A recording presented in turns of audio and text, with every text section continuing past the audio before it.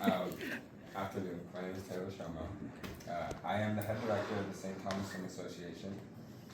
We are an organization that offers learn to swim from the ages of babies to elderly. We also host an Olympic level swim team with athletes and coaching. Our program really just wants to teach kids how to swim. You might not even know our pool exists. We're on the east end of the island. You probably pass by it every day. If you ever go to Red Hook, you pass right by it. It's a nice pool. We offer learn to swim programs for, we do private and individual. We do individual and group lessons.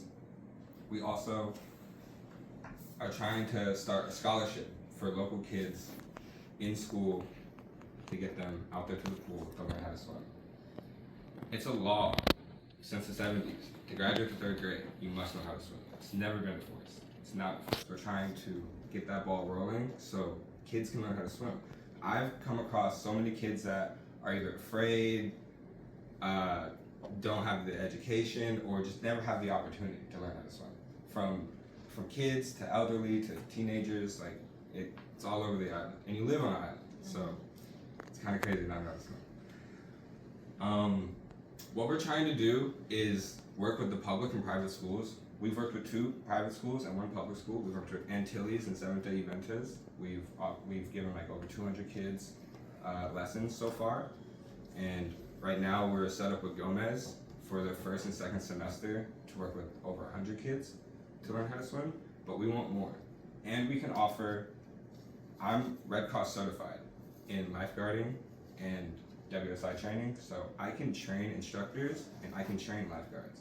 So it's not only teaching us how to swim, I can also offer job opportunity at our pool. We just need public outreach. People don't know it exists. People don't know that what we can really offer. We go to the schools, and all we really need from them is to tell the parents that the kids have an opportunity to learn how to swim. We will give them goggles. We will give them swimsuits. We will even figure out transportation if need be. We just need to know what kids want this opportunity. We recently launched a website that makes it really seamless for parents to sign their kids. We're trying to enforce that, get the ball rolling on that. But even though people can call and email. If you have any questions. Thank you for your presentation. How are you funded? We are privately funded right now, but a little bit for the Learn to Swim program. We do have a private donor that has helped us with the schools, but we are just team funded. We have a fundraiser coming up on January 5th at Tapas, first Friday. Said when? Tapas. When? First Friday, January 5th. January. Next Friday. June 5th. Okay, because I was like, what did you say January? June 5th. Okay. First Friday at Tapas. I It's a saw that. fundraising event. We also just had a recent I'll be fundraising. there. That's where I met Tanya at a beach battle. I love it. We do a lot of fundraising events because we really are serious about wanting these kids to learn how to swim, and it's expensive, and we want it to be free for them and give them the opportunity. But we do get a lot of funding through our swim team. We are an Olympic level swim team. We're one of the only sports on island that is recognized by the Olympics, so we do have a lot of dedicated parents on that side of it that do help fund us overall to keep the pool open. But we would need more funding to help get transportation, equipment to these public schools that we're trying to get to. We've worked with a lot of the private schools that are helpful. The private schools can get the buses and get the kids out there. The public schools is where we have a lot of the problems because they need a lot more help when it comes to it. And so we just want to make that transition seamless for them. Like just offer everything. All they need to do is tell the kids, tell the parents where they're gonna go. Okay, I have a question.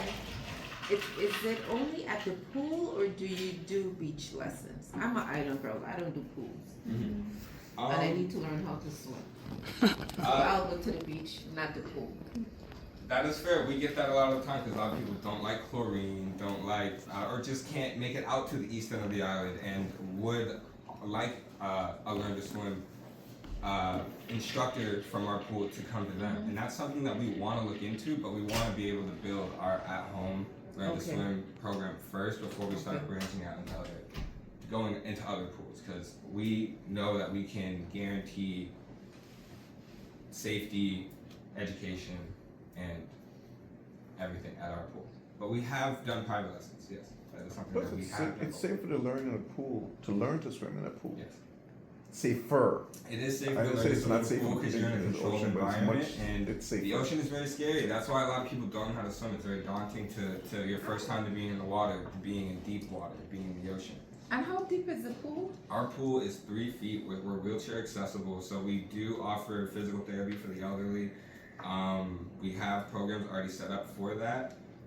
We have mommy and me classes for babies. So our pool goes from shallow end walking wheelchair all the way to we have a 3 feet area, and then it goes into a deeper 5 foot area. The max our pool gets is in the middle is 5'6". So most people can stand who are above the age of 15. Okay, Very safe environment. I'm 5'11", so you're saying 3 feet? I don't need to go past 3 feet. I'm good. Yeah, no, Because you're good. I just have a phobia of drowning in a pool. That's why I rather learn to swim in the beach. Yep. Even though I could drown 3 because I feet, you'll can't. be safe. You learn how Okay. to swim. Okay. That's what he said. He's a lifeguard. I'm a lifeguard. So Perfect I'm a lifeguard. opportunity. They can run around all Perfect sides. opportunity. You're in good hands. Okay. First, let me commend you for your willingness to assist in this area, because it's definitely needed. Have you made any attempt to speak with the district superintendent of schools? Our board president is the person who is actively trying to get into the schools. I don't know specifically who she's talked to, but no, I personally have not, and I would love that connection and to speak to them, because that is the perfect person that I need to speak to. We talked to the principal at Ken. We've talked to board presidents of Gomez, Lockhart, and Tilly's, but we have not talked to anyone who is like the district over all the public schools. Because I think that would be a good place to start, because the principals ultimately report to the superintendent, and that they would need resources. Yes. That's been a problem with the public schools, that there's always a lot of talk, and there's always a lot of verbal commitment, I should say, but the monies and resources are not there. But it's strange, because I have some friends who are PE teachers. It's supposed to be allocated, it doesn't ever make it to us, so we have to fund it somehow ourselves. That's what we've been doing for the past like 10 years. Do you have a public relations officer? Like we have a board, yeah, a part of our board we do, yes. Okay, because whoever is a public relations officer, they have a key and pivotal role, not only to educate the public and the parents. I think the parents should be involved, because the parents will want their children to learn to swim. And then A hosting facility for their kids to come to learn how to swim. Okay. So is that through Parks and Recreation that's doing that? Through directly the Gomez school. Gomez, okay, got it. But we have not gone through Parks and Recreation. So Yeah, I would highly recommend that one to help get the word out. And then, could you tell us a little bit about your background and your, like, what got you into this and your education? Well, Before, excuse me. yeah. Before you move, and great presentation thus far, but in addition to everything that everyone has mentioned pertaining to getting a public student involved, I think the greatest factor has been and continues to be logistically getting the student. Yes. How we work around it. Yes. Unless the school itself, the superintendent, and powers that may be, increase the hours, there's no way the students, especially those traveling from the town area, granted the traffic and the actual location of the pool.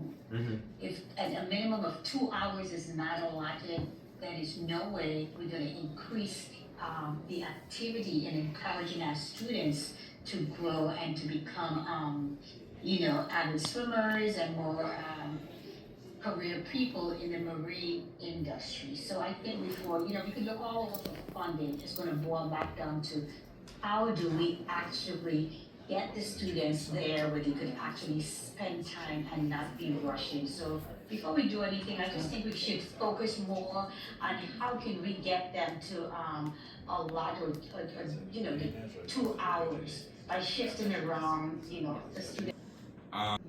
Because then people want. So you have lessons on Saturdays? Yeah, so our pool hours are Monday through Friday, 1 to 5, and Saturday, 8 to 1. And Tuesdays and Thursdays, we are open from 6 to 9 a.m. for lap swim. Only day we're closed is Sunday. Okay. I can give you the contact information for the school superintendent. I would love any contact. Oh, myself? Okay, so I was born in New Jersey, raised in Atlanta. I have family here that's been here for 45 years. The Shomos, they make stained glass art. Oh, okay. Yes, you know Jared Shomo, you know my cousin. So I came here a year ago to start a new life. I wanted to explore. I was tired of living in the city. I went from Atlanta then to New York, and I was like, okay, I'm not a city boy. I want to go see something else. Came here, had family here that opened their arms to me. I was only planning to be here for a month, but ended up having to find a good job with the St. Thomas Swim Association. Ended up getting a good car, good apartment, and I'm here. I love it here. The island has been amazing to me. It's offered me many opportunities that I never expected that I would have. This job that I have doesn't feel like a job. It feels like I'm working with the community. It feels like I wake up every day to help kids. I see kids smile. I see elderly people smile. I'm educating the youth and the elders and people and older people. Helping the disabled has been something that I've always been around in my life. I've worked in elderly homes. I've worked with disabled athletes growing up. So it's just, I love helping people. I just love helping people. So I found a spot here that feels like home, and so I really like what I'm doing. And so I want to educate and help the community as much as I can by offering free swimming lessons to these kids, to the babies, to elderly, to anyone who needs to learn how to swim. We're trying to help. We're trying to help and educate. Yeah. And what's your education background? Yeah, I was going to ask, what's your background? So And work. I have a high school diploma, graduated from Spraber High School in Marietta, Georgia. I didn't go to college, but I have a Red Cross certification in water safety, lifeguarding, and WSI training. And those last 2 weeks. And I'm CPR certified. Yes. Got it. Now, did you do any work? Were you working somewhere prior to coming to St. Thomas? Nothing like this. Every other job. I'm 25 years old, so I'm very young in a way of like, I haven't had a lot of work experience outside of high school, outside of school. And so everywhere I've worked prior to this has been just a stepping stone to allowing me to understand what the real work life is. Awesome. Awesome.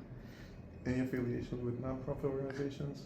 We are a nonprofit organization. I mean, outside of what you do, yes, sorry.